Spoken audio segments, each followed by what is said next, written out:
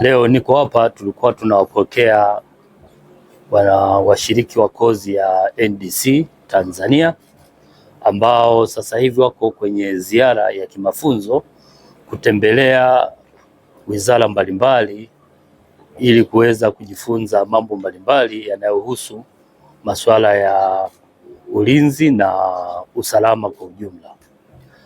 Chuo hiki ni chuo kikubwa na naweza kusema chuo cha juu kabisa katika Jeshi la Wananchi wa Tanzania, lakini vile vile kitaifa. Ni chuo ambacho kinawaleta pamoja watendaji wa ngazi ya kati na juu kwa maana ya operational and strategic level kuja kujadili mambo mbalimbali ya kiusalama.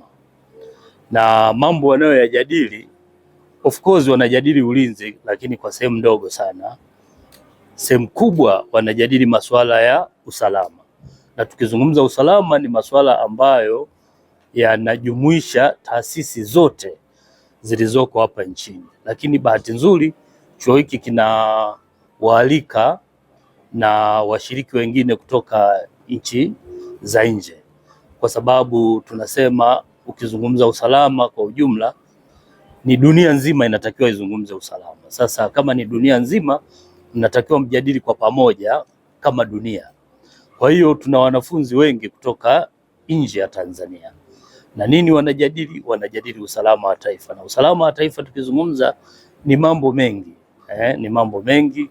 Kuna usalama wa chakula, kuna ulinzi, kuna usalama wa masuala ya energy, kuna usalama, yani kila kitu ambacho unajua wewe kinahitaji kilete usalama katika taifa, basi kinakuwa kinazungumzwa katika kozi hii.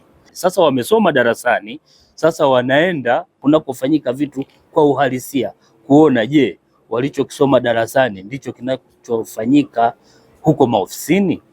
Sasa leo walikuwa hapa makao makuu ya JKT, lakini vile vile kulikuwa kuna muunganiko wa mawasilisho mawili.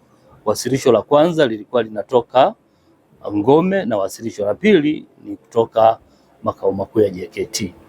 Kimsingi tulichokuwa tukijadili hapa ni namna Tanzania, nafasi ya Tanzania katika swala la usalama wa nchi kwanza, lakini vile vile katika jumuiya zetu za kikanda.